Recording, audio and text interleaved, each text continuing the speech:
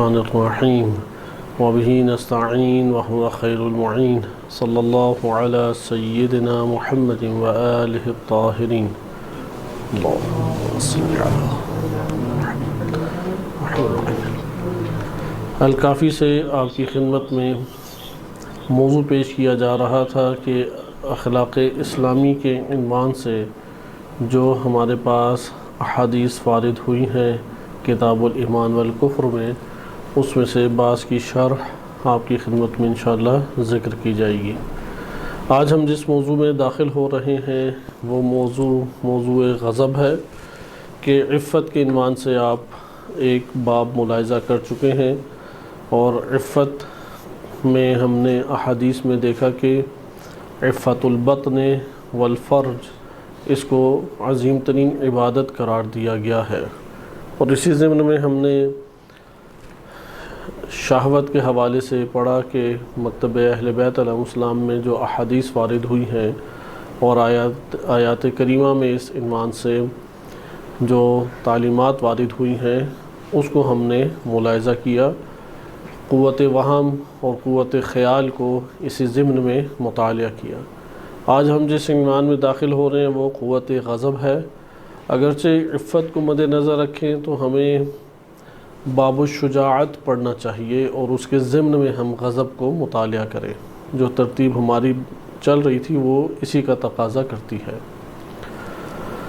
لیکن ہم چونکہ شہوت کے موضوع کو تفصیل سے مطالعہ کر رہے تھے تو شہوت کے مقابلے میں غضب آتا ہے۔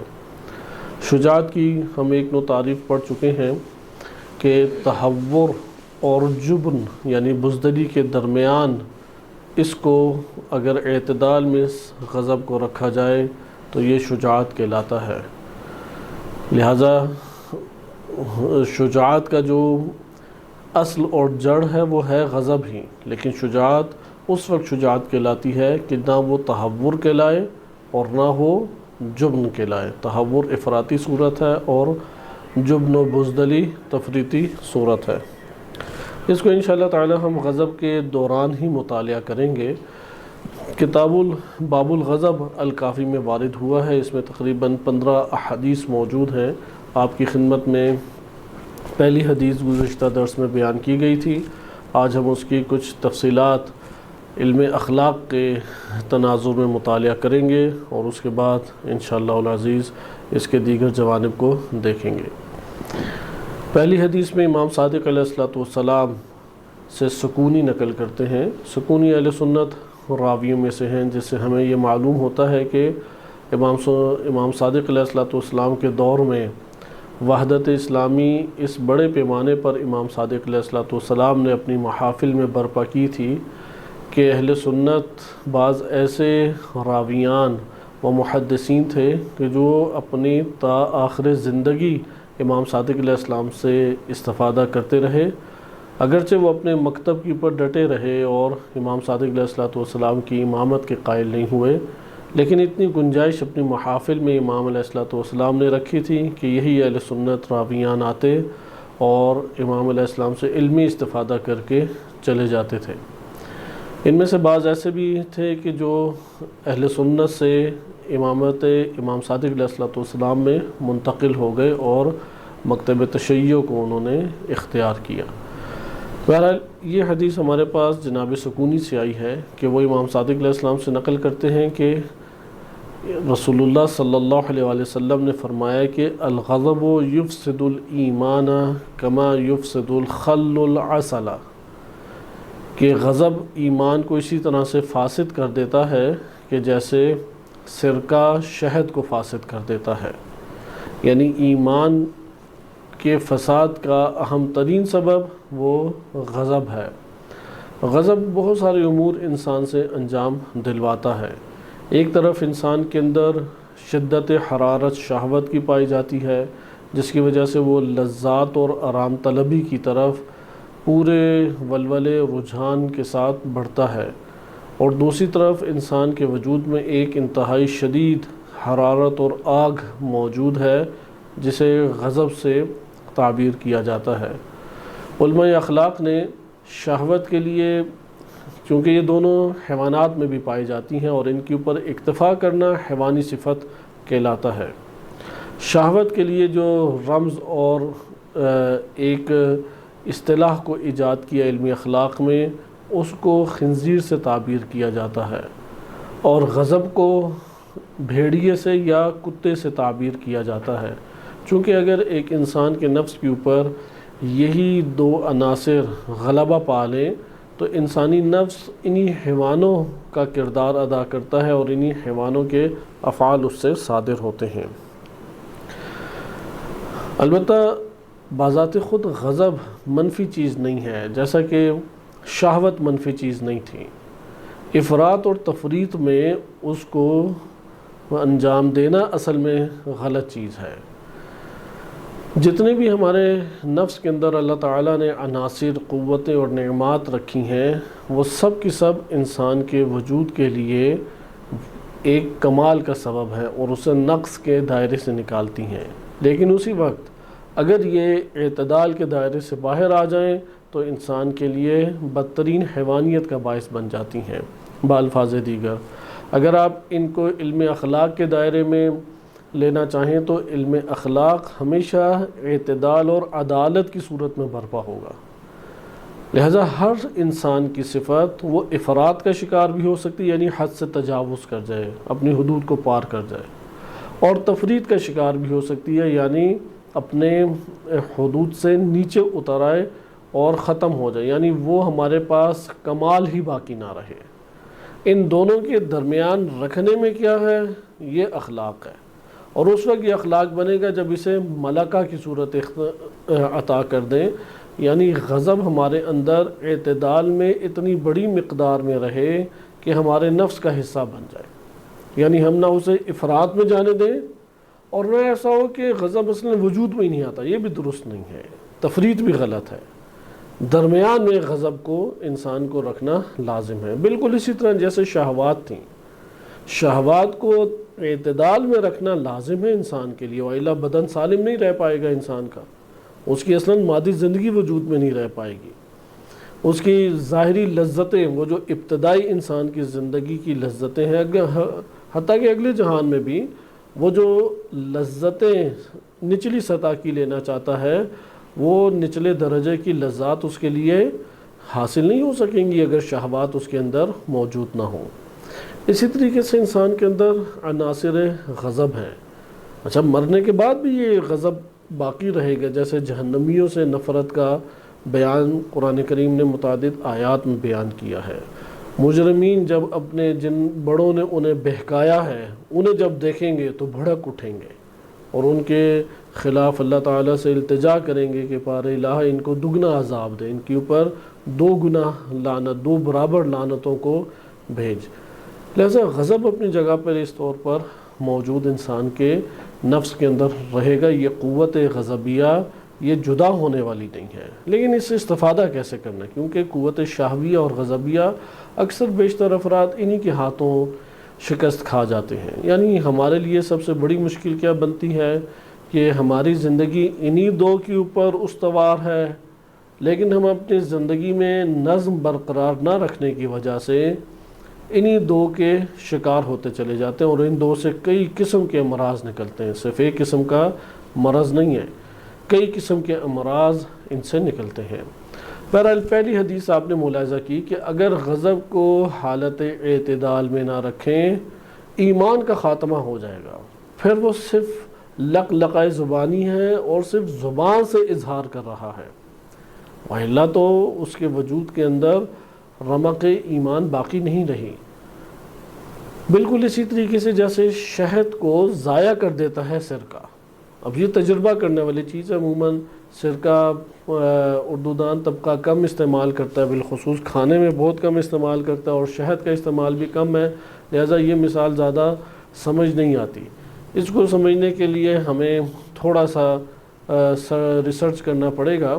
آپ کوئی ویڈیو یا ایسا گوگل کے اوپر معلومات کو ملاحظہ کر سکتے ہیں کہ جس میں ہم دیکھیں کہ کیسے سرکہ جو ہے وہ شہد کو ضائع کرتا ہے، اس کیفیت کو ہم اندر جان لیں گے کہ جب غضب کے ہم دوش کے اوپر اعمال انجام دیتے ہیں تو ایمان ہمارے ہاتھوں سے اسی طریقے سے نکلتا چلا جاتا ہے۔ اس کی بہت زیادہ تشریح میں پہلی حدیث کے ہم وارد نہیں ہوتے، کیونکہ مسلسل جو احادیث ہیں ہمارے پاس ان کے اندر تشریحی نکات زیادہ نہیں ہیں۔ خود غضب کی حقیقت اور اس کے حد اعتدال کے اثرات اور افراطی و تفریطی اثرات، ہم اس کو مطالعہ انشاءاللہ تعالی اپنے ان دروس میں کریں گے، لیکن انہی احادیث کے ضمن میں۔ حدیث نمبر 2 کو مطالعہ کریں۔ میسر نقل کرتے ہیں کہ امام باقر علیہ السلام کے نزدیک ان کی بارگاہ میں، ان کی محفل میں، ان کے سامنے غضب کا ذکر کیا گیا۔ ذکر الغضب عند ابی جعفر، امام باقر علیہ السلام کی خدمت میں غضب کا موضوع چھیڑا گیا۔ فقال، امام علیہ السلام نے فرمایا کہ ان الرجل لیغضب فما یرضى ابدا حتى يدخل النار، کہ اگر ایک شخص وہ غضبناک ہوتا ہے، فما یرضى ابدا، اور وہ کبھی بھی راضی نہیں ہوتا، یعنی اس سے فما یرضى ابدا، اس کی تشریح ہمیں دیکھنے پڑے گی کہ آیا اللہ کی ذات راضی نہیں ہوتی یا اس کے غضب کی مقدار ایسی ہے کہ وہ رضایت کے دائرے میں نہیں آتی، کیونکہ انسان کے اندر غضب کی شدت ایک ایسی چیز ہے کہ جب انسان غضب کا شکار ہوتا ہے تو استمرار اس کا نفس چاہتا ہے، انتقام لینا چاہتا ہے، وہ اس کو بھڑکانا آہستہ آہستہ تیزی سے چاہتا ہے۔ لہذا قرین قیاس یہی ہے، اور شارحین نے بھی یہ ذکر کیا ہے کہ یہ غضب کرنے والے کی طرح ضمیر پلٹ رہی ہے، فما یرضى عنہ۔ یہ حدیث نمبر 2 جو ہے یہ معتبر احادیث میں سے بھی ہے، پہلی حدیث بھی معتبر تھی، دوسری بھی۔ لہذا توجہ کریں کہ ان الرجل لیغضب، جب بھی کوئی شخص غصہ اور غضب کا شکار ہوتا ہے، فما یرضى ابدا، وہ کبھی بھی راضی نہیں ہوتا، وہ استمرار دیتا رہتا ہے، حتی یدخل النار، یہاں تک کہ وہ دوزخ میں داخل ہو جاتا ہے، وہ جہنم میں داخل ہو جاتا ہے۔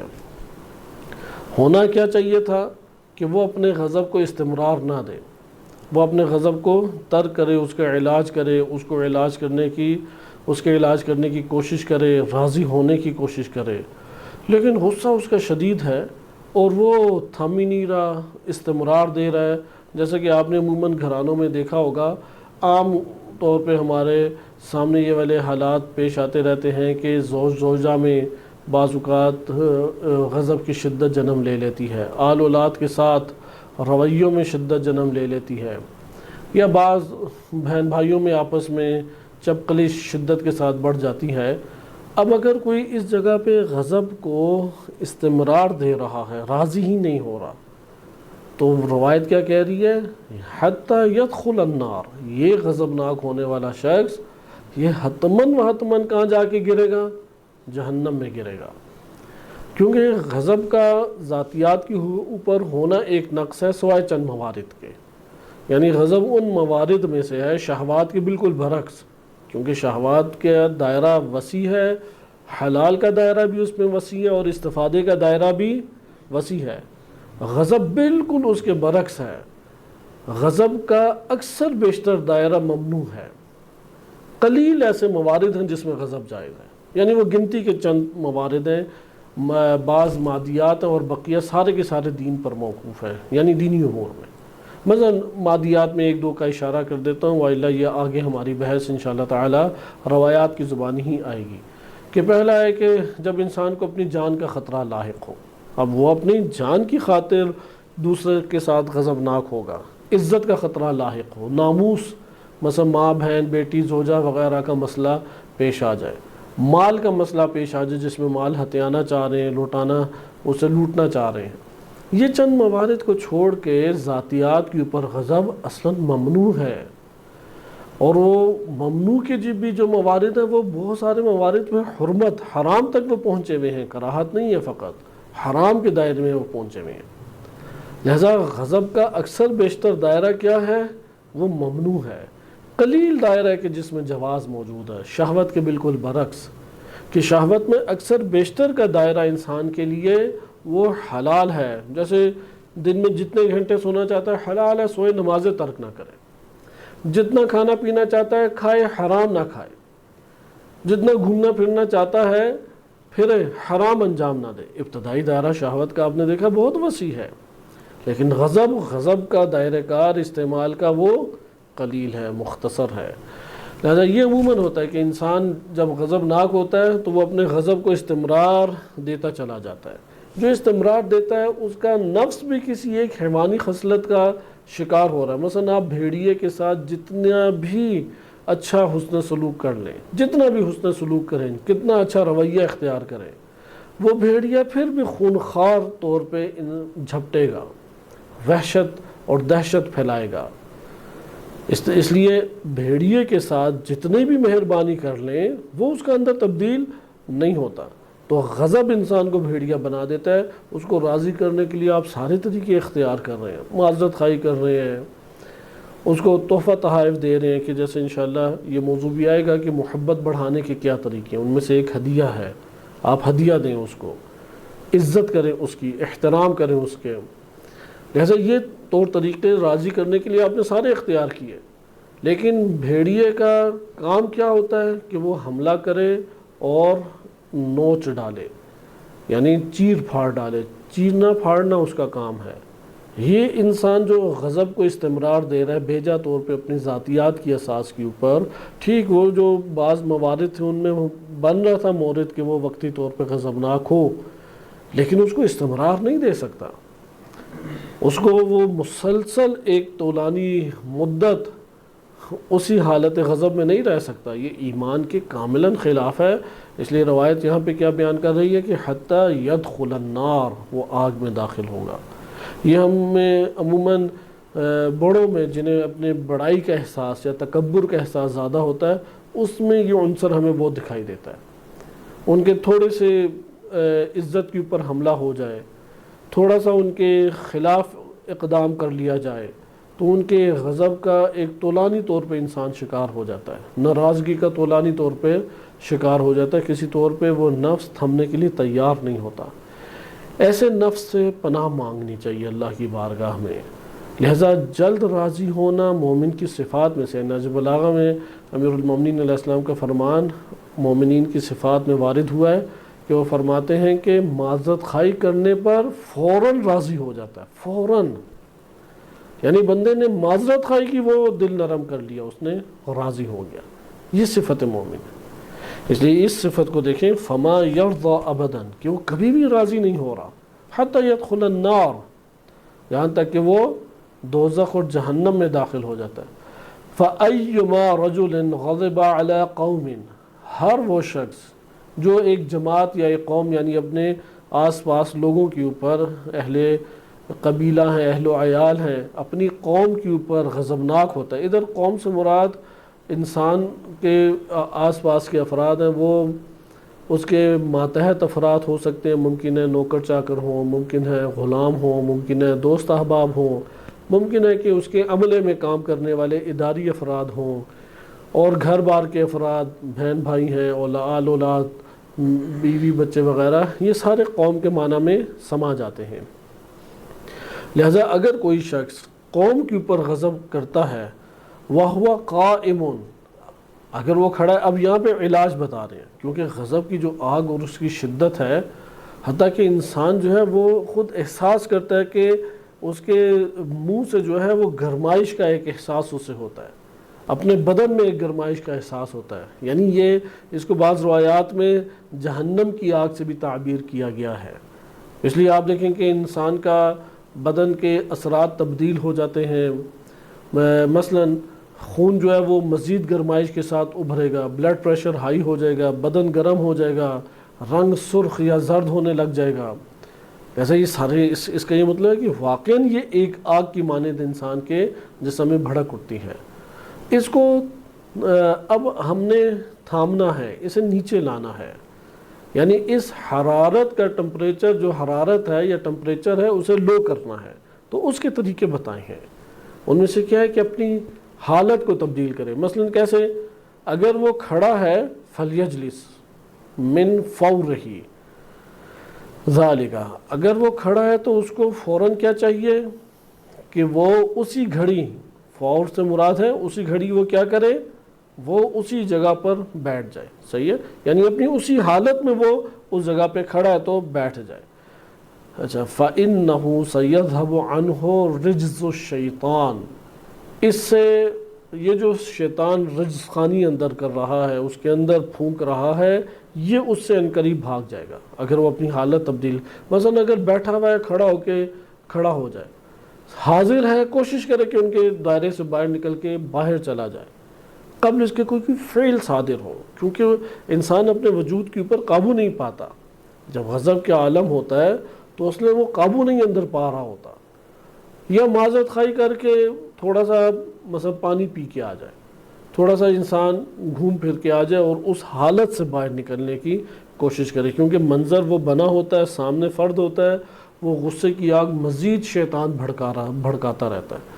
پھر آگے امام فرماتے ہیں کہ وَأَيُّمَا رَجُلٍ غَضَبَ عَلَى ذِي رَحِمٍ، کہ اگر کوئی شخص اپنے ذی رحم یعنی رحمی رشتہ داروں کے اوپر، بہن بھائی، آل اولاد اور اس طرح دیگر رشتہ دار جو قریبی رشتہ دار ہیں ان کے اوپر غضبناک ہوتا ہے، فَلْيَدْنُ مِنْهُ، تو اسے چاہیے کہ وہ ان کے قریب ہو، فَلْيَمَسَّهُ، اور ان کو مس کرے، یعنی محبت سے پیش آئے. فَإِنَّ الرَّحِمْ إِذَا مُسَّتْ سَكَنَتْ، کیونکہ جب ان اہل و عیال اور قریبی رشتہ داروں کو انسان چھوتا ہے تو اس سے اس کے اندر غصے کی کیفیت جو ہے وہ آہستہ آہستہ بھاگ جاتی ہے. لہذا یہ ہمارے پاس ایک روایت میں علاج بھی کسی حد تک آیا، اور آپ نے اس جگہ پر ملاحظہ کیا کہ اس کا مطلب ہے کہ قوم سے مراد اس کے ارد گرد کے افراد ہوئے، اور ذی رحم سے مراد کیا ہوئے، اس کے آس پاس رشتہ دار جو قریبی رشتہ دار ہیں، خالہ ہیں، چچا ہیں، یا اس طرح سے نان کے دادکوں میں ہیں، یا بہن بھائی وغیرہ مراد ہیں. ان کا ہاتھ تھام لے گا تو اس سے اب اس کا غصہ اور غضب کم ہونا شروع ہو جائے گا، یعنی آگے بڑھ کر اس کو محبت کے ساتھ، محبت کے عناصر جگانے والے رویے کی طرف وہ آگے قدم اٹھائے. اس کے ضمن میں ہمارے پاس اور مختلف وضاحتیں بھی ہیں، اس کو انشاءاللہ تعالی ہم آگے کسی اور مورد میں مطالعہ کرتے ہیں.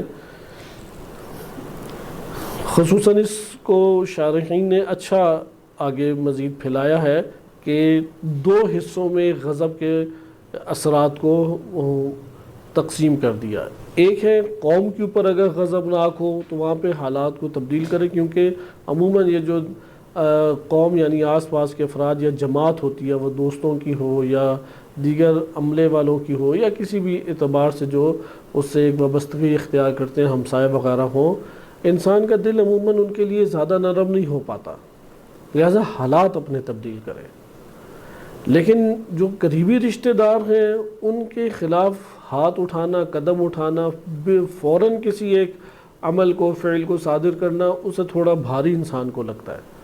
لہذا یہاں پر یہ کہا گیا کہ اس سے قربت کو اختیار کرنے کی کوشش کرو، کیونکہ قربت محبت کو جگا دے گی. اگلی حدیث نمبر 3 کو مطالعہ کریں. حدیث نمبر 3 میں امام صادق علیہ السلام فرماتے ہیں، معروف حدیث ہے اور زبانی ہمیں یاد بھی ہونی چاہیے، معنی بھی اس کا واضح ہے. انسان اپنی زندگی میں اپنے حالات کے اوپر بالخصوص اور عمومی طور پہ ارد گرد اگر دقت کرے، غور و فکر کرے، اس حدیث کے معنی کی فوراً تائید کرے گا، فوراً اس کا قائل ہو جائے گا کہ یہ حدیث جو لسان عصمت و طہارت سے صادر ہوئی ہے ایک بہت بڑی حقیقت ہے. امام صادق علیہ السلام فرماتے ہیں کہ الغضب مفتاح کل شر، ہر شر کی جو چابی ہے وہ غضب ہے. یعنی انسان سے جو شرور نکلتے ہیں تیزی کے ساتھ وہ غضب کی وجہ سے ہیں. مثلا انسان کے وجود کے اندر تکبر ہے تو اب اسے جب حقارت کا احساس ہوگا تو غضب کا شکار ہوگا. انسان کے اندر ملکیت کا بڑا مادہ پایا جاتا ہے، ہر چیز کو اپنی ملکیت کی نگاہ سے دیکھتا ہے، لینا چاہتا ہے. خصوصاً بچوں میں یہ مادہ بچپنے سے ہی ہوتا ہے، وہ ہر چیز کو اپنی ملکیت بنانا چاہتے ہیں اور پھر اس کے اوپر لڑائی جھگڑا ہوتا ہے. تو اپنی ملک کسی اور کے پاس دیکھتا ہے تو فوراً بھڑک اٹھتا ہے۔ لہذا غضب کے جگانے والے، غضب کو بھڑکانے والے عوامل ہمیشہ زیادہ ہوں گے۔ اذیت کے اوپر انسان بھڑک اٹھتا ہے، تکلیف پہ فوراً بھڑک اٹھتا ہے۔ جب اس کی ناملائم زندگی شروع ہو، کسی بھی چیز سے ناسازگاری کا احساس ہو یا کسی بھی چیز سے غیر ملائمت، ناملائمت کا احساس ہو، فوراً اندر سے بھڑک اٹھے گا۔ اپنے مزاج اور طبع کے خلاف کوئی بات سنتا ہے یا کوئی عمل صادر ہوتا ہے تو کراہت اندر جنم لیتی ہے، اور کراہت وہ غضب کو وجود دیتی ہے۔ لہذا غضب کے عوامل کثیر ہیں۔ اس لیے ہم یہ نہیں کہہ سکتے کہ غضب کے عوامل کو ختم کر دیا جائے، یہ ہمارے بس سے ہی باہر ہے۔ وہ تو اللہ تعالیٰ نے دنیا بنائی ایسی ہے کہ ہر چیز ہی کاٹتی ہے۔ گرمیوں میں سورج کی کرنیں انسان کو کاٹیں گی، سردیوں میں ٹھنڈی ہوائیں اس کو کاٹیں گی۔ اس لیے غضب کا شکار ہونا وہ انسان کے عوامل کے اعتبار سے بس سے باہر ہے، کہ وہ عوامل انسان کے کنٹرول میں نہیں ہے۔ اب غضب بھڑک اٹھے تو اس پر رسپونس نہ دیں۔ اصل یہاں پہ آپ دیکھیں کہ روایات کس چیز کو بیان کر رہی ہیں کہ تم غضب کی اساس کے اوپر فعل کو صادر نہ کرو۔ یہ نقطہ ہمیں ان تمام احادیث میں مشترک صورت میں نظر آئے گا، اور اس کو ہم اول صورت میں اختیار کرنے لگیں۔ خاموش ہو جائیں، حوصلہ پیدا کرنے کی کوشش کریں، صبر کریں، اپنی حالت کو تبدیل کریں۔ یہ سارے کے سارے ہمیں کیا پیغامات دے رہے ہیں کہ تم غضب کی حالت میں کوئی رسپانس جاری نہ کرو، کوئی عمل جاری نہ کرو، چونکہ جو صادر کرو گے وہ شر ہوگا، وہ شر کہلائے گا۔ اور ایسا ہوتا ہے، مثلا آپ ایک کلاس میں بیٹھے ہیں یا چند دوست احباب ہیں، مزاح کر رہے ہیں، مذاق میں کئی ایسی باتیں ہوتی ہیں، رویے ہوتے ہیں، ایک اگلا غیر معمولی طور پہ اسے احساس کر رہا ہے۔ اب اس کی کوئی بھی وجہ ہو سکتی ہے، باہر کوئی یا گھر میں کوئی ایسا مسئلہ پیش آیا تھا کہ اس کے نفس میں نزاکت، حساسیت بڑی ہوئی تھی۔ اب وہ دوستوں کی محفل میں آ گیا اور وہاں پہ بھی آ کے اس سے بیجا مذاق کر رہے ہیں، جبکہ اس کا نفس آمادہ نہیں ہے، تو یہاں پہ وہ بھڑک اٹھے گا۔ اب جب وہ بھڑک اٹھے گا تو اگلے کو بھی نہیں پتہ اس کا کیا پیچھے مسئلہ چل رہا ہے۔ یہ ایک عمومی عام صورتحال ہے، دفتروں میں، اپنے خود اہل و عیال میں بھی ایسا ہوتا ہے۔ باہر کسی ناگواری کو احساس کر کے آیا ہوتا ہے، اب گھر کے اندر اس کا بڑا اچھا ویلکم، استقبال کر رہے ہوتے ہیں، اور ادھر سے اس کا دل خوب بھرا ہوا ہے، اور ان کا ایک ایک جملہ جو ہے یا ایک مزاحیہ ان کا جو انداز اور رویہ ہے وہ اسے پنچ کر رہا ہے، اسے تکلیف دے رہا ہے۔ یہاں پہ وہی کہ آگ کے اوپر آگ بھڑکانے کے عوامل پیدا ہو رہے ہیں۔ تو یہاں پہ اس نے کوشش کرے کہ اپنے آپ کو ضبط کرے، صبر کرے، تحمل کرے، کسی فعل کو جاری نہ ہونے دے۔ اگر یہ وہ کر لے تو یہ بہت ایک کامیابی کی طرف سفر ہے۔ اللہ تعالیٰ نے اتنے زیادہ غضب کو وجود دینے والے اسباب رکھے ہیں کہ اس کے اوپر ملکہ پیدا کرنا بقیہ کی نسبت آسان ہے، کیونکہ اس کا دائرہ کار استعمال کا کم ہے۔ انسان جانتا ہے کہ جو انجام دوں گا شر ہی ہے، اس لیے وہ اپنے آپ کو حساس کر سکتا ہے۔ غلط فہمیاں اسی سے دور ہوتی ہیں، کیونکہ اکثر بیشتر انسان امیدیں باندھ لیتا ہے، اکثر بیشتر جگہوں پہ عزت کا خواہاں ہوتا ہے، اکثر بیشتر جگہوں پہ اپنے آپ کو وہاں پہ برتر اور بڑا سمجھ رہا ہوتا ہے، تو ماحول اس کی یہ غلط فہمیاں دور کر دیتا ہے کہ نہیں، تم یہاں پر عزت ہمیشہ نہیں کما سکتے، تم یہاں پہ ہر وقت بزرگی کے سطح کے اوپر موجود نہیں ہو، تمہاری یہ غلط فہمی تھی۔ تو حالات اللہ تعالیٰ نے پیدا ہی اسی لیے کیے کہ انسان کی تربیت ہو۔ اب انسان اس ضابطے کو اپنے اندر اختیار کر لے کہ میں نے رسپانس نہیں دینا، بس میں نے اس جگہ پہ کوئی رویہ نہیں دکھانا، اس جگہ پہ مجھ سے کوئی فعل صادر نہیں ہونا چاہیے، بالخصوص زبان سے، کیونکہ سب سے زیادہ جو خطرناک ترین انسان سے اثرات نمایاں ہوتے ہیں وہ زبان سے ہیں۔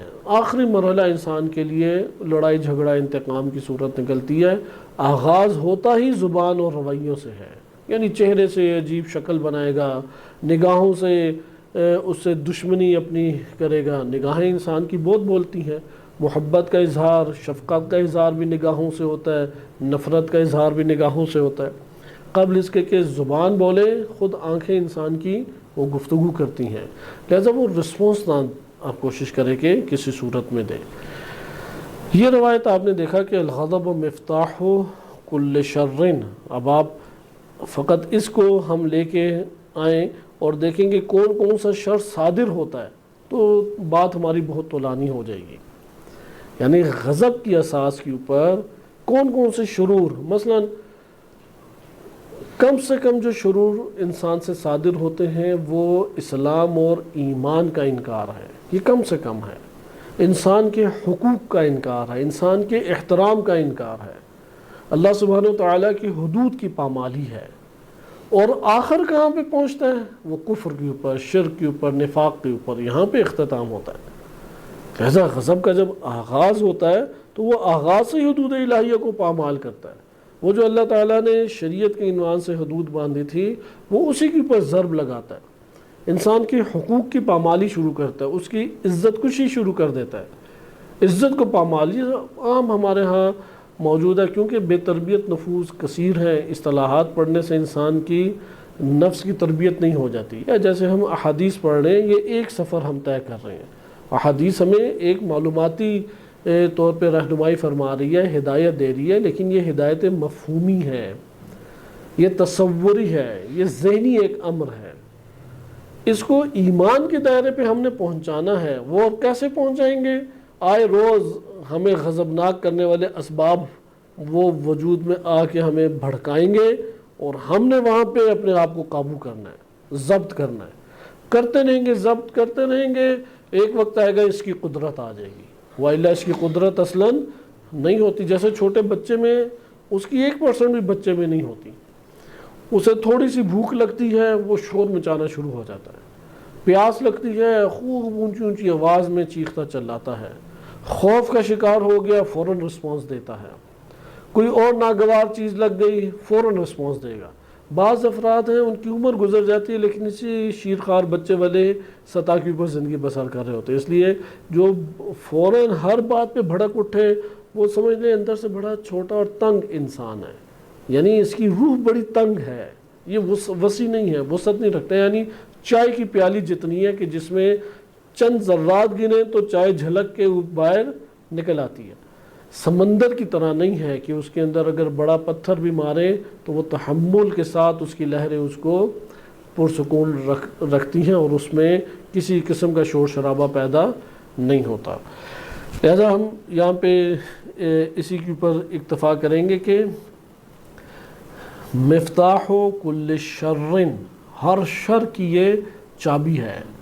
یعنی اب شرور کو دیکھیں تو شرور ابھی ہمارے پاس آہستہ آہستہ وہ آئیں گے اور اس میں ہم دیکھیں گے کہ شر کس طریقے سے غضب کی صورت میں انسان کے لیے بہت بڑے پیمانے پر ایک مصیبت کو ظاہر کرتے ہیں. اور قلیل کم سے کم جو شر ہیں جو فوراً نکلتے ہیں، اشارہ آپ کی خدمت میں کیا، وہ ایمان کے برخلاف عمل ہے، شریعت کے برخلاف عمل ہے، انسانی حقوق کے برخلاف، انسانی احترام کے برخلاف ہے. علامہ مجلسی رحمۃ اللہ علیہ نے کل شرن کے ضمن میں لکھا ہے اذ یتولد منہ، چونکہ غضب کے ذریعے سے پیدا ہوتی ہیں چند چیزیں. کون کون سی؟ حقد، آپس میں کینہ اور بغض، نفرت پیدا ہوتی ہے. ایسی نفرت ہے کہ وہ نہ رہنا چاہتا ہے نہ جینا اس کے ساتھ چاہتا ہے. دوسری چیز حسد پیدا ہوتی ہے. تیسری چیز شماتت، یعنی اس کو جب مشکل میں دیکھتا ہے تو بڑا سکون اور بڑا آرام کا احساس اپنے دل میں ہوتا ہے. شماتت یعنی دشمن کو مصیبت میں دیکھ کے خوش ہونا. اچھا، اسی طرح تحقیر، حقارت سے وہ کام لیتا ہے، اگلے کی تحقیر کرتا ہے. فحاشی، فحش یعنی برے الفاظ بولنا، نامناسب اور غیر اخلاقی الفاظ بولنا.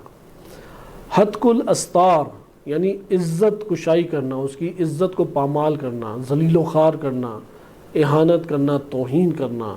سخریہ، مذاق اڑانا. تردن، اسے باہر نکال دینا، اسے یعنی کنارہ کش ہونے کے لیے یا بدتمیزی کرتے ہوئے اسے باہر دھکیلنا.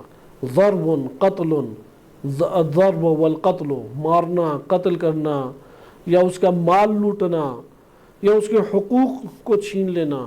الی غیر ذالک مما لا یحصی، اتنے جرائم نکلتے ہیں کہ اسے شمار نہیں کیا جا سکتا.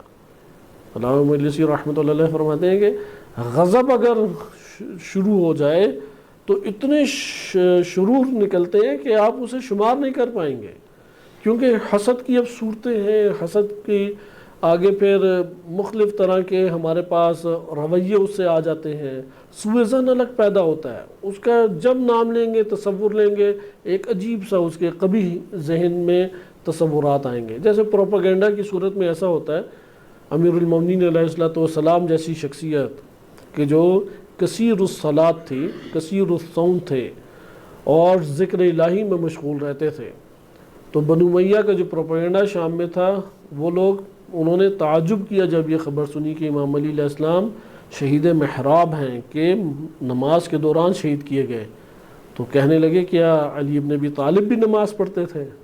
اب دیکھیں کہ کس قدر بڑے پیمانے پہ سوء ظن ان کے وجود میں پیدا ہوا۔ یہ ساری کی ساری چیزیں غضب کے نتیجے میں نکلتی ہیں اور افعال انجام پاتے ہیں۔ اگلی حدیث کو مطالعہ کریں کہ حدیث نمبر 4، چونکہ 15 حدیثیں ہیں، ہم کوشش کریں گے کہ اس کے چونکہ نتائج سے اکثر بیشتر انسان واقف رہتے ہیں، اس کے علاج سے مشکل پیش آتی ہے، اس کے نتائج اس قدر واضح اور آشکار ہیں کہ شاید ہی کوئی فرد ہو کہ کوئی غضب کو اچھا سمجھتا ہو، لہذا اس کی وضاحتوں میں اشارہ بھی ہمارے لیے کافی ہوگا۔ چوتھی روایت کو دیکھیں کہ قاسم بن سلیمان امام صادق علیہ السلام سے نقل کرتے ہیں کہ امام صادق فرماتے ہیں کہ میں نے اپنے والد گرامی سے یہ سنا ہے کہ اتا رسول اللہ صلی اللہ علیہ وآلہ رجل بدوی، ایک بدوی شخص رسول اللہ صلی اللہ علیہ وآلہ وسلم کی خدمت میں آیا۔ تو یہ ہدایت کا طریقہ کار ہے۔ نبی صلی اللہ علیہ وآلہ وسلم کا 13-14 سال تقریباً مکہ میں ہے اور 10 سال مدینہ میں ہے۔ آپ مکہ میں نہ ہونے کے برابر دیکھیں گے کہ شریعت اسلامی نازل ہوئی ہو، قلیل ہے، بہت قلیل۔ بہرحال میرے اپنے علم میں نہیں ہے کہ کوئی تشریع اس وقت صادر ہوئی ہو، لیکن مطالعہ بھی اس حوالے سے کوئی وسیع نہیں کیا، اس لیے احتمالات دیے جا سکتے ہیں کہ اس وقت بھی کوئی تشریع صادر ہوئی ہو، لیکن عموماً اس وقت عقائد کا ہی بیان تھا۔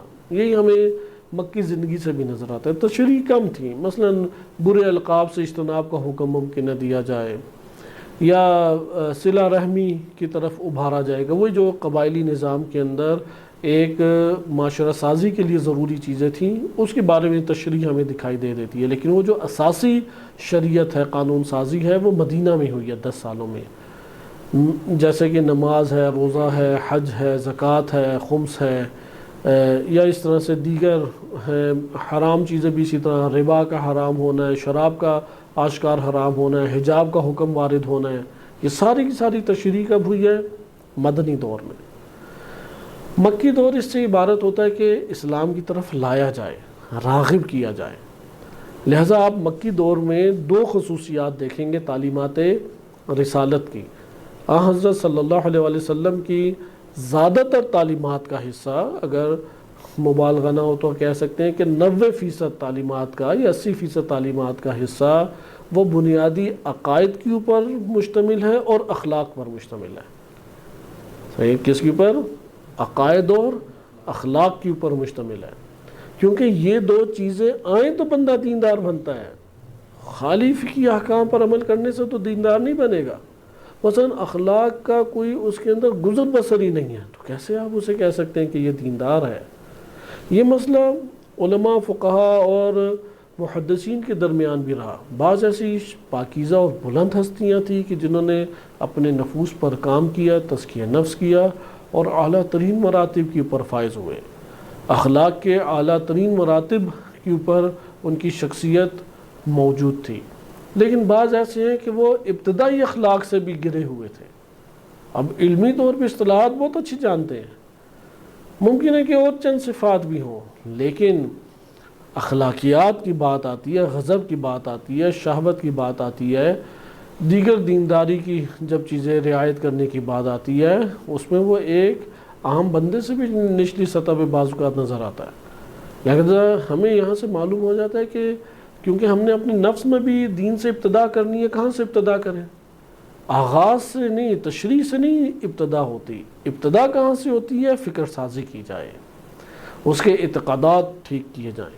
کسی بھی جگہ پہ تبلیغ کا انداز کیا ہے، افکار اس کے پہلے ٹھیک کریں، عقائدی گفتگو اس کے سامنے زیادہ کریں۔ نمبر 2، اخلاق کی گفتگو کریں، خود اخلاق کے اوپر کردار اپنا پیش کریں اور اخلاقی گفتگو اس کے سامنے زیادہ کریں، کیونکہ یہ اخلاق ہر مورد میں قائم دائم رہنے والا ہے، فکری اساس پر بھی ہے، شریعت کے اختیار کرنے پر بھی ہے، شریعت کو نافذ کرتے ہوئے بھی ہے۔ جیسے ابھی آپ امام علی علیہ السلام کا تقریباً 5 سالہ دور حکومت کا دیکھیں، سارے کے سارے مسائل امام علی علیہ السلام کو چند یہ بے بصیرت اور بے شعوری کے مسائل ترک کر کے سارے مسائل کہاں سے پیش آئے؟ تزکیہ نفس نہ ہونے کی وجہ سے۔ ایران کے اندر ابھی آپ مسائل کو دیکھ لیں، جو وہ حکومت اسلامی امام زمان علیہ السلام کی نیابت میں جو ایک نظام امامت اور نظام اسلامی قائم ہوا، اس کو درپیش خطرات کی اصل جڑ کہاں پر موجود ہے؟ تزکیہ نفس کے اوپر۔ اب جس کو لے کے آتے ہیں وہ وحدت ہے، اسلامی حکومت ہے، اسلامی معاشرے کو چلانے کے طور طریقے، لوگوں کے حقوق، مینجمنٹ، انتظامی امور کو جاننا، یہ ساری چیزوں کے اوپر ماہر ہوتا ہے۔ اس کو یعنی آپ درس نہیں دے سکتے کہ یہاں پہ آپ کو امت کے حوالے سے دیکھنا چاہیے، اسلام کے مفادات یہ ہیں، دشمن یہ ہے، ان طور طریقوں سے آتا ہے۔ اکثر بیشتر اس کی ضرورت پیش نہیں آتی، لیکن انہی معلومات کو حاصل کرتے ہوئے تزکیہ نفس کے مرحلے میں وہ ناکام رہے۔ اب جب تزکیہ نفس کے مرحلے میں ناکام رہے تو شہوات خیانت کراتی ہیں، غضب انتقام کی طرف ابھارتا ہے، پھر جرائم در جرائم جب انجام پاتے چلے جاتے ہیں تو ایک بہت بڑا مجرم اندر سے نکلتا ہے۔ یعنی وہی والے مسائل جو امام علی علیہ السلام کو معاشرے میں درپیش ہوئے، وہ مسائل آج ہمیں درپیش ہیں۔ یعنی انہوں نے تو نبی صلی اللہ علیہ وسلم کی صحبت کو اختیار کیا تھا، ان کے پاکیزہ ترین محفل اور ان کے حضور سے انہوں نے کسب فیض کیا تھا، اس کے باوجود تزکیہ نفس جن کا نہیں ہوا، آپ دیکھیں کتنے بڑے وہ مجرم نکلے۔ ایسا یہاں پر بھی اسی طریقے سے ہے کہ تزکیہ نفس اس مورد میں اولین حیثیت رکھتا ہے۔ اس لیے علامہ طباطبائی رحمۃ اللہ علیہ اور علامہ حسن زادہ عاملی رحمۃ اللہ علیہ یہ اپنے بیانات میں تکرار سے فرمایا کرتے تھے کہ اس دنیا میں اگر آپ کاموں کی فہرست بنائیں تو سب سے اہم ترین کام کیا ہے؟ خود سازی ہے۔ سب سے اہم ترین کام، سب سے مہم ترین کام کیا ہے؟ وہ اپنے تہذیب نفس ہے، تزکیہ نفس ہے، خود سازی یعنی خود کو بنانا ہے۔ اس جسم کا خالق اللہ کی ذات ہے، لیکن روح کی تخلیق وہ اللہ نے ہمارے ہاتھوں میں قرار دی ہے کہ تم اپنی روح کو خود خلق کرو، خود تخلیق کرو، خود آگے بناؤ، اور اسی میں پھر ہم زندگی بسر کریں گے جو روح کو ہم بنائیں گے اس دنیا کے اندر۔ لہذا آپ نے اس جگہ پر اب استفادہ چند جہات سے کرنا ہے اس واقعے کو، جس واقعے کو ہم پڑھ رہے ہیں، کیونکہ واقعہ ہمارے ہاں عموماً جو محدثین نے عنوان دے دیا ہوتا ہے وہ اسی میں مقید کر کے مطالعہ کرتے ہیں۔ محدثین نے اپنے حالات اور اپنے علم کے مطابق وہ عناوین اس کے اوپر دیے ہیں احادیث کے اوپر، وإلا وہ احادیث وہ ایک جامع صورت میں قابل استفادہ ہمیشہ رہتی ہے۔ لہذا اس واقعے سے بھی آپ مطالعہ کریں کہ کس طریقے سے ایک بڑے پیمانے پہ استفادہ کر سکتے ہیں۔ مثلا یہاں پہ غضب کے باب میں تو ہم استفادہ کریں گے، لیکن یہ بھی دیکھیں کہ ہر فرد کو ایک طریقے سے رسول اللہ صلی اللہ علیہ وسلم ڈیل نہیں کر رہے، اور اگر کسی تک دین کی تعلیمات پہنچانی ہے تو کس کو مقدم کریں، کن تعلیمات کو مقدم کر رہے ہیں، بہت مہم ہے کن تعلیمات کو وہ مقدم کر رہے ہیں۔ اسی روش کو ہم اپنی زندگی میں اختیار کریں۔ لہذا آغاز میں کیا ہے؟ رجل بدوی، بدوی کہتے ہیں کہ دیہاتوں سے اٹھ کے آیا۔ دیہی زندگی اور شہری زندگی، ایک دفعہ دیہاتی اور شہری یہ لفظ استعمال ہوتا ہے زندگی کے اعتبار سے، اس طور پہ طرز زندگی کے اعتبار سے، اور ایک مرتبہ یہی کلمہ شہری، بدوی یا بدوپن یا دیہاتی اور شہری یہ استعمال ہوتا ہے آداب کے اعتبار سے، ہر دو میں معنی مختلف ہو جائے گا۔ عموماً جب یہ لفظ استعمال کیا جاتا ہے کہ شہری زندگی ہے اور یہ دیہاتی زندگی ہے تو وہاں پر زندگی کے طور طریقے مراد ہوتے ہیں۔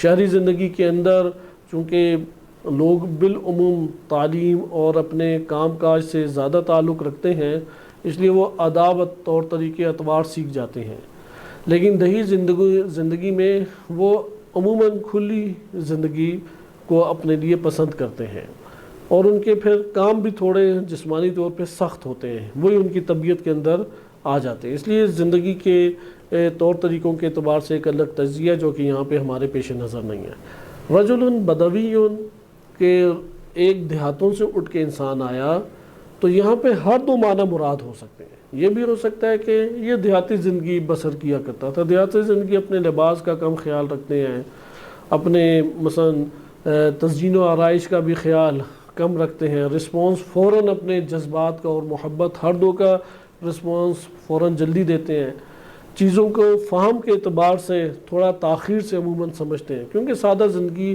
ہوتی ہے، وہ تیز تراریاں چالاکیاں ان میں کم افراد میں ادھر پائی جاتی ہیں۔ اکثر افراد اس حوالے سے شفاف دل اور قلب کے مالک ہوتے ہیں، اس لیے محبت کا اظہار بھی جذباتی انداز میں کریں گے اور نفرت کا اظہار بھی جذباتی کریں گے۔ جب مذاق کا وقت آئے گا تو مذاق میں بھی تھوڑا سا عجیب و غریب طریقے سے مذاق کریں گے جو ناگواری کا احساس ہو۔ یہاں پہ جو ان سے آثار ظاہر ہو رہے ہیں اسے کہتے ہیں دیہاتی پن۔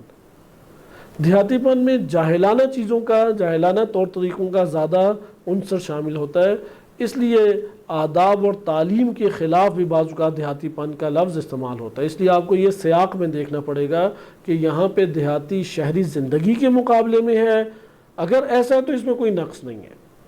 اگر دیہاتی لفظ وہ شہری زندگی کے مقابلے میں ہے تو اس میں کوئی نقص نہیں ہے، لیکن اگر دیہاتی تعلیم اور آداب کے مقابلے میں ہے لفظ، یہاں پہ نقص ہے، دیہاتی نقص ہے۔ جیسے کہ بعض آیات میں وارد ہوا ہے کہ بدو مت بنو، اعراب مت بنو، صحیح، یعنی ادھر کیا مراد ہے کہ جاہل مت رہو، بے سلیقہ، بے تہذیب اور بے ادب مت بنو۔ تو ادھر جو رجل بدوی ہے یہ ظاہراً اس طرح ہے کہ وہ شہری زندگی کے مقابلے میں ہے، یعنی دیہاتی زندگی سے اٹھ کے آیا، نہ کہ وہ آداب کے بالکل برخلاف تھا، ایمان نہیں رکھتا تھا، جاہل تھا، جسے اجڑ گنوار کہتے ہیں۔ یہ مقصود نہیں ہے، یہاں پہ سیاق ایسا ہمارے سامنے ظاہر کرتا ہے کہ شہری زندگی بسر نہیں کیا کرتا تھا، دور دراز کے دیہاتوں سے اٹھ کے یہ شخص آیا تھا، رجل بدوی۔ فقال انی اسکن البادیہ، کہ اس نے کہا کہ میں گاؤں میں رہتا ہوں، فعلمنی جوامع الکلام، یعنی ہر روز میں آپ کی خدمت میں نہیں آ سکتا، ایک مرتبہ ہی آپ مجھے ایسی تعلیم دیں کہ وہ بہت میرے لیے ہمگیر اور جامع ہو۔ جوامع الکلام یعنی آپ کا کلام جو ہے وہ میرے لیے جامع کلام ہو، الفاظ کم لیکن معنی کثیر رکھتا ہو، اسے کہتے ہیں جوامع الکلام۔ جوامع الکلام سے کیا مراد ہے؟ الفاظ قلیل ہیں لیکن اس کے معنی کثیر ہیں، یعنی وہ مجھے کثیر نفع دینے والا ہو، کثیر جہات سے مجھے فائدہ دے۔ میری زندگی کے مختلف امور ہیں، ان مختلف امور میں ایک چھوٹی سی بات کریں، میں اپنی زندگی کے ہر امر میں اس کو اختیار کروں تو فائدہ اٹھاؤں۔ کلمنی بجوامع الکلام، کہ کسی کو بھی مختصر نصیحت کرنی ہے، مختصر وقت میں ہدایت کرنی ہے، آپ لمبی چوڑی اسے باتیں کر کے نظریات نہیں بتا سکتے۔ یہ چھوٹے چھوٹے امور جو اس کی زندگی میں ہر مورد میں کام آئیں وہ اسے جملہ بولے، اور اس حوالے سے غرر الحکم بہت خوبصورت کتاب ہے، نہج البلاغہ کی تقریباً ہم اثر ہے، یعنی ہمسائی کی کتاب ہے زمانے کے اعتبار سے نہج البلاغہ کے۔ نہج البلاغہ 5ویں صدی ہجری کی ہے، تو یہ 6 صدی ہجری کے آغاز کی ہے غرر الحکم آمدی کی۔ نہج البلاغہ میں خطبات، مکتوبات سارے امیر المومنین علیہ السلام کے جمع کیے جو بلاغت کے اعتبار سے انہوں نے مد نظر رکھے، لیکن غرر الحکم میں کیا مد نظر رکھا؟ صرف مختصر کلمات، وہ مختصر کلمات جناب آمدی نے اس میں جمع کیے۔ وہ مختصر کلمات انسان کو بہت فائدہ دیتے ہیں، بے شمار زبانی یاد کرنے والے بھی ہیں اس میں، اور اکثر بیشتر آپ عموماً دیکھیں رہبر معظم کی جو جتنی بھی پروگرام ہوتے ہیں لوگوں سے ملاقاتوں کے، بڑے بڑے پروگرام، جیسے اہل سنت کے علماء سے ملاقات ہے، ڈاکٹر سے، انجینئر سے، ادھر کے مثلا عسکری اداروں کے سربراہان سے، تو اکثر بیشتر جو ان کے عقب میں اقوال لگے ہوتے ہیں وہ غرر الحکم کے ہی ہیں، اکثر بیشتر غرر الحکم سے لیے گئے ہیں، کیونکہ وہ بہت اس طرح جوامع الکلام ہے وہ، اسی لیے اس کا نام غرر الحکم رہا ہے، یعنی حکم میں جو سب سے نمایاں اور روشن ہے۔ وَدُرَرُ الکلم، کلام میں جو موتی ہیں، درر ہیں، حکمتوں میں جو غرر ہے اور کلام میں جو درر۔ غرر کہتے ہیں چمکتی ہوئی پیشانی میں، یعنی جو گھوڑے کی پیشانی میں چمکتا ہوا داغ ہوتا ہے سفید، جو بالکل نمایاں ہوتا ہے۔ تو امام علیہ السلام کے کلام میں سب سے نمایاں ترین جامع کلمات۔ تو آئین جوامع الکلم کو آپ نے تھوڑا سا تفصیلی طور پہ دیکھا کہ جوامع الکلم سے کیا مراد ہے؟ کثیر المعانی قلیل الالفاظ۔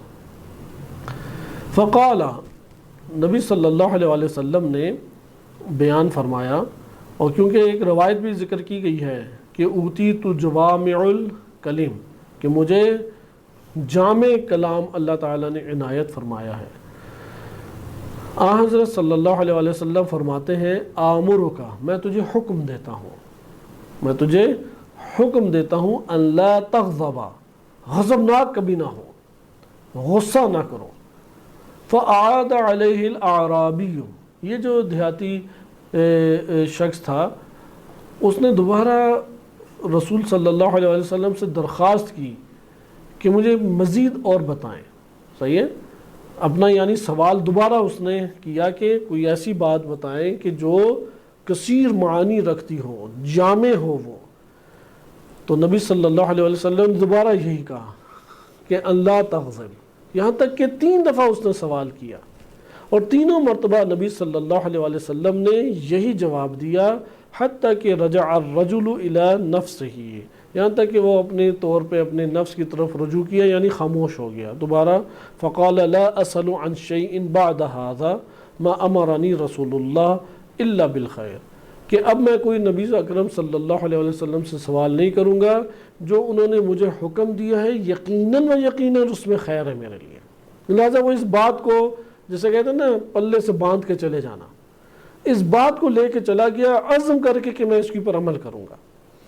قال وکان ابی یقول، یعنی امام باقر علیہ السلام فرمایا کرتے تھے، امام صادق علیہ السلام فرماتے ہیں کہ میرے والد گرامی فرمایا کرتے تھے یہ کہ ای شیء اشد من الغضب، غضب سے خطرناک ترین، شدید ترین کون سی شے ہے؟ ان الرجل لیغضب، جب کوئی شخص غضبناک ہوتا ہے، فیقتل النفس التي حرم اللہ، تو وہ اس نفس کو قتل کر دیتا ہے جسے اللہ نے حرام قرار دیا تھا اس کا قتل۔ وَيَقْذِفُ الْمُحْسَنَ، اور پاکیزہ خاتون کے اوپر تہمتیں لگا دیتا ہے، یعنی انسان جب پستی پہ گرتا ہے تو اس طرح سے نیچے پستی میں گر جاتا ہے۔ 5ویں حدیث بھی اسی واقعے کے اوپر مشتمل ہے کہ عبدالاعلیٰ کہتے ہیں کہ میں امام صادق علیہ السلام کی خدمت میں حاضر ہوا اور ان سے میں نے فرمایا کہ علمنی عظتاً، کوئی مجھے نصیحت کرے، واعظ کرے، اتعظ بہا، کہ جس سے میں نصیحت لے لوں، واعظ اور اس سے سبق لوں۔ تو امام صادق علیہ السلام نے فرمایا کہ ان رسول اللہ صلی اللہ علیہ وآلہ اتاہ رجل، ایک شخص آیا رسول اللہ صلی اللہ علیہ وآلہ وسلم کی خدمت میں، فقال له، تو اس نے کہا یا رسول اللہ علمنی عظتاً اتعظ بہا، کوئی مجھے واعظ کریں کہ جس سے میں سبق لوں اور اسے اختیار کروں۔ تو آن حضرت صلی اللہ علیہ وسلم نے فرمایا کہ انطلق ولا تغضب، تم جاؤ غضب کبھی بھی نہ کرو، غصہ مت کرو۔ اچھا یہاں پہ آپ دیکھ رہے ہیں یہ نہیں کہا جا رہا کہ غصہ نہ اپنے اندر پیدا کرو، غصہ تو آئے گا کیونکہ اس کے اسباب ہمیشہ موجود ہیں اور کثرت سے موجود ہیں، لہذا غصے کو قابو کرو، مت غصے کا اظہار کرو، غصے کی اساس پر عمل صادر نہ کرو، عقل کی اساس پر، تحمل کی اساس پر، فکر کی اساس پہ عمل کو صادر کرو۔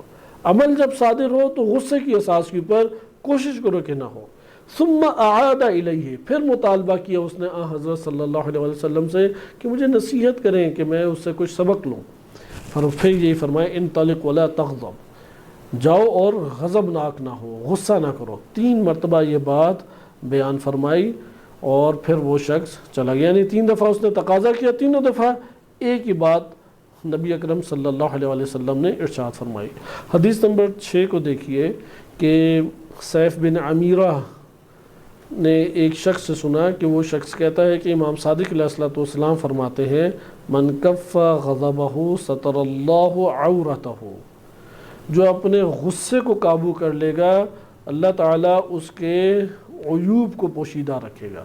عورہ کہتے ہیں ویسے شرمگاہ کو کہتے ہیں، لیکن ادھر جو مراد ہے وہ ہے کہ انسان کے ایسے گناہ کہ جو اس کو ذلیل و خوار دنیا کی نگاہوں میں کر کے رکھتے ہیں۔ بہت سارے ایسے گناہ ہوتے ہیں کہ معاشرے کی نظر میں اس کی بہت زیادہ قباحت ہی نہیں ہے، جیسے داڑھی منڈوانا، گانے سننا، فلمیں دیکھنا، نامحرم پہ نگاہ کرنا، غیر مناسب فحش گفتگو کرنا، لوگ اس کو بہت زیادہ قباحت بڑے پیمانے پہ سمجھتے ہیں۔ بعض علاقوں میں تو گالیاں دینا وہ رواج ہوتا ہے ان کا، جیسے بعض لوگ الحمدللہ سبحان اللہ پڑھتے ہیں تو وہ ہر کلام سے پہلے 2-4 گالیاں صادر کرتے ہیں اور اس کے بعد کوئی بات چیت کرتے ہیں۔ تو یہاں پر عورہ سے کیا مراد ہے کہ جو انسان کو لوگوں کے سامنے ذلیل و خوار کر دے، لوگوں کے سامنے اس کے شخصیت کو پامال کر کے رکھ دے۔ جو شخص غضب کے وقت روک لے گا اپنے آپ کو، کیونکہ غضب ایک ایسی چیز ہے جس میں روکنا ہے۔ بالفاظ دیگر پانی 100 درجہ حرارت کے اوپر ابل جاتا ہے، اب 100 درجہ حرارت تو ہے اس کے پاس، پانی نے نہیں ابلنے دینا، ظاہر نہیں کرنا میں ابلا ہوا ہوں، اندر گرم ہے لیکن ظاہر نہیں ہونے دینا۔ انسان کی کیفیت ایسی ہوتی ہے کہ اس نے 100 درجہ حرارت تک اس کا گرمائش خون بڑھا دیا ہے، لیکن اس نے ظاہر نہیں ہونے دینا، رسپانس نہیں دینا، نہ آنکھوں سے، نہ ہاتھوں سے، نہ زبان سے، نہ رویے سے۔ کیا کرے اس ٹائم؟ حالت تبدیل کرے، اور کیا کرے؟ بالکل خاموش ہو جائے۔ ابھی آئے گا انشاءاللہ تعالی، ہم آگے درس میں پڑھیں گے۔ ابھی تو ان دروس میں آپ دیکھ رہے ہیں، ان روایات میں آپ دیکھ رہے ہیں کہ غضب کے اثرات کو بیان کیا جا رہا ہے اور اس کی قباحت کو بیان کیا جا رہا ہے، اور شدید نصیحت بیان کی جا رہی ہے۔ یعنی یہ خود بہت بڑی ہدایت ہے کہ تم غصے کو قابو کرو۔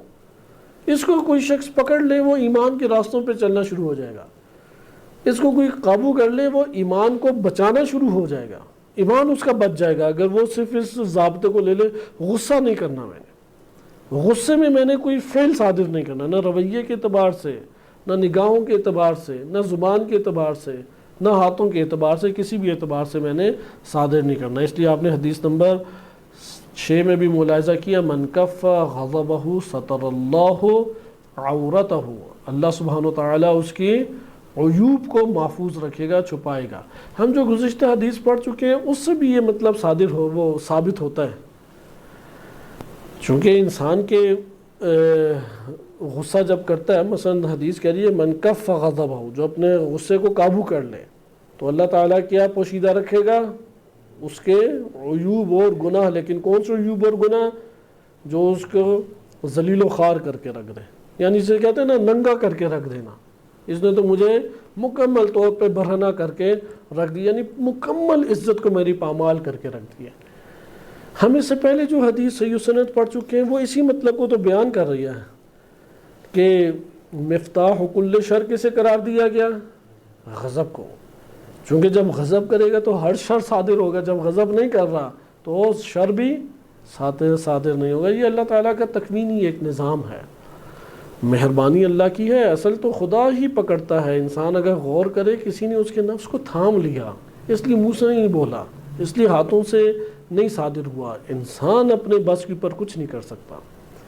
کئی ایسے انسان کی زندگی میں مواقع آتے ہیں حتیٰ وہ خودکشی کے لیے پہنچ جاتا ہے، حتیٰ کہ وہ ارادہ کر لیتا ہے کہ ساروں کو ہی میں مار دوں، اور ایسے واقعات بھی ہوئے ہیں غصہ اور غضب کی وجہ سے، لیکن کوئی ذات اندر سے تھام لیتی ہے انسان کو۔ یہ ہے الطاف الہیہ، رحمت الہی، توفیق الہی، عنایت الہی۔ اس لیے اس فضل الہی کو طلب کرنا چاہیے۔ روایات بار بار کہتی ہیں رحمت اور فضل الہی کو تھامو۔ اب ادھر ہم نے کوشش کرنی ہے، اس کوشش کی وجہ سے اللہ کی فضل اور رحمت نازل ہوگا۔